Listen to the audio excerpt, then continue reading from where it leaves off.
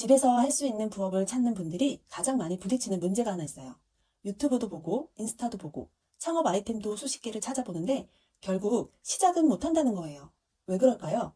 내가 정말 할 수 있는 일인지 돈이 될지 괜히 시작했다가 시간과 돈만 있는 건 아닐지 확신이 없기 때문입니다.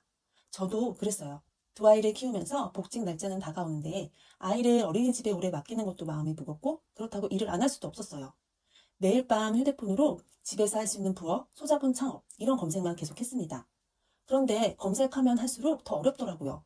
스마트 스토어, 공방, 온라인 판매, 뭘 먼저 해야 하는지 모르겠고 무엇을 팔아야 하는지도 모르겠고 점점 자신감만 떨어졌습니다.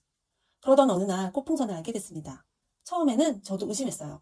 이건 손재주 좋은 사람들만 하는 거 아닐까? 꽃을 배운 사람만 가능한 거 아닐까?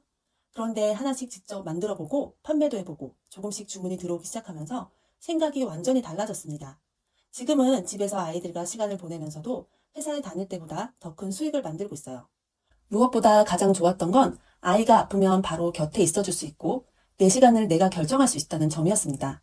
오늘 영상에서는 제가 왜 수많은 아이템 중 꽃풍선을 선택했는지, 완전 초보였던 제가 어떤 순서로 시작했는지, 그리고 시행착오를 최대한 줄이면서 집에서도 안정적으로 판매할 수 있었던 방법까지 실제 경험 순서대로 하나씩 알려드리겠습니다.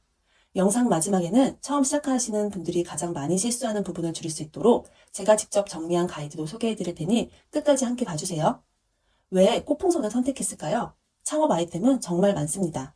비누도 있고 캔들도 있고 디저트도 있고 액세서리도 있고 공방 아이템도 정말 다양합니다. 그런데 저는 세 가지만 기준으로 봤습니다.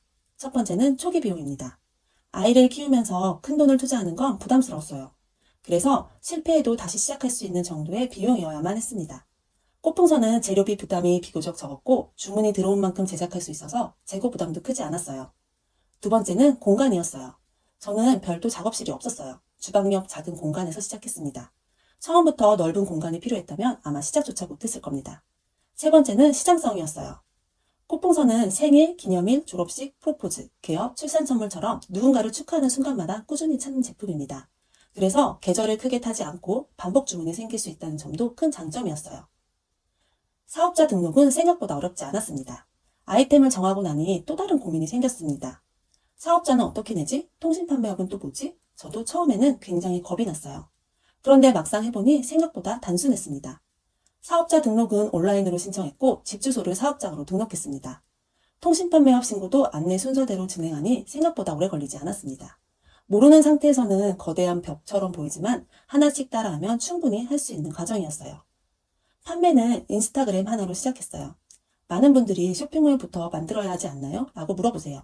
하지만 저는 그렇게 하지 않았습니다. 완벽하게 준비하려고 하면 시작이 계속 늦어져요. 저는 만든 작품을 인스타그램에 하나씩 올렸습니다. 댓글이 달리고 뒤에 문의가 오고 조금씩 주문이 생기기 시작했습니다. 그 이후에 결제가 편하도록 스마트 스토어를 연결했고 판매 경험이 쌓이면서 다른 플랫폼으로도 자연스럽게 확장했습니다.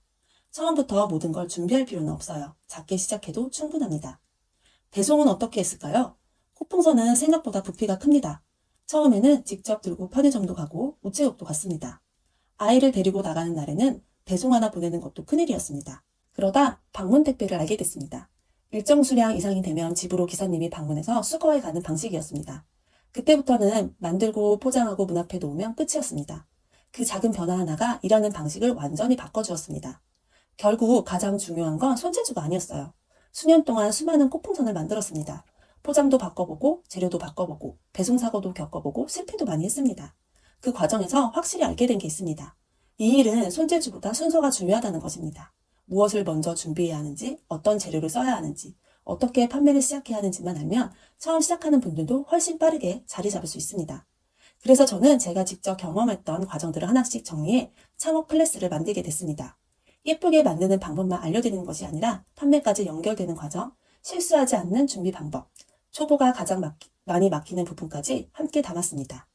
혹시 지금도 나도 해보고 싶은데 자신이 없다. 이런 마음이 드신다면 혼자 수개월을 헤매기보다 검증된 순서를 먼저 확인해 보시는 것도 좋은 방법입니다. 고정 댓글에 자세한 내용은 정리해 두었습니다. 지금 당장 시작하지 않아도 괜찮아요. 하지만 시작할 준비는 오늘부터 충분히 할 수 있습니다. 여러분도 아이 곁에서 일할 수 있는 삶을 만들어 가시길 진심으로 응원하겠습니다. 감사합니다.